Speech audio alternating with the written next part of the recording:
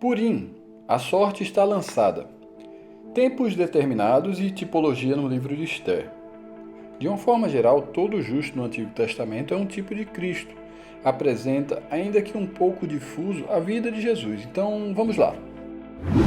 O rei Medo-Persa, Assuero, ou Xerxes em algumas traduções, em sua vanglória fez um banquete de 6 meses de duração. Imagine só, 6 meses de festa, bebendo sem constrangimento, entorpecidos. Começamos aqui a ver a vida despreocupada, distraída, dissoluta, voltada aos prazeres carnais. E assim começa a história do livro Esther. Talvez não muito diferente do que o mundo tem oferecido hoje. Amã, o Agagita, recebe posição de autoridade. Então, preste atenção nesse cara, ele vai aprontar bastante. Ele vai fazer uso dessa autoridade para seu próprio interesse e vanglória. A ordem do rei para se curvar diante de Amã. Isso parece ser corriqueiro quando os homens sobem ao poder e pensam merecer devoção e adoração, e acabam instituindo decretos para satisfazerem isso. Observamos isso na Babilônia, no livro de Daniel, mas também em outros impérios, como é o caso aqui no livro de Esther. O justo em questão aqui é Mardoqueu, ou algumas traduções falam Mordecai. Ele não se curva perante Amã, diante desse decreto, e instiga o rei a matar os judeus pagando-lhe em prata. Quando Jesus é levado ao deserto, ele também é tentado a se curvar perante os sistemas vigentes controlados pelo diabo, mas não se curva e acaba sendo traído também por um pagamento em prata, tal qual Mardoqueu. Jejum por 3 dias e 3 noites. Jesus advertiu que a vitória sobre certas castas demoníacas tinha relação com a vida de jejum e oração. Ele mesmo foi levado até a mais alta casta e venceu. A humildade precede a vitória. Mas vemos também aqui os 3 dias e 3 noites, período que Jesus esteve morto, justamente consumando essa grande humilhação e quebrantamento. Faça uma forca de mais de 20 metros para Mardoqueu. Jesus confrontava o estado das coisas, eram reinos em conflito. Assim, desataram articulações contra a vida dele. Mardoqueu é honrado pelo rei sobre o cavalo e Amã humilhado.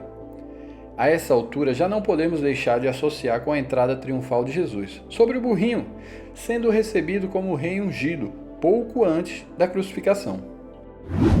O banquete na presença do inimigo e seu desespero. Esther prepara esse banquete, da mesma forma que o Salmo 23 descreve. Antes da crucificação, Jesus também participa de um banquete, uma última ceia, e veja só, aí também contava com a presença do inimigo, um traidor. O inimigo foi derrotado na estaca que havia preparado para Mardoqueu, aplacando a ira do rei. O que o diabo não sabia era que ele mesmo estaria sendo derrotado naquela cruz que havia sido preparada para Jesus. Mesmo ele, conhecendo o livro de Esther, não tinha a revelação divina.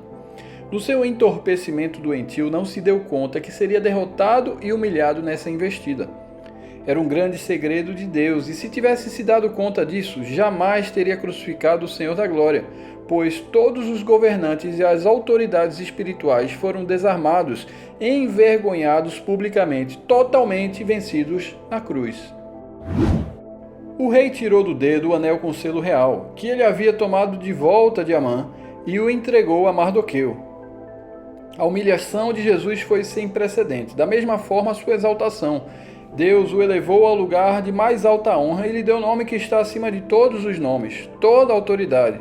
Jesus tomou posse do reino, e se recebeu toda a autoridade e todo o poder, não sobrou nada para o inimigo.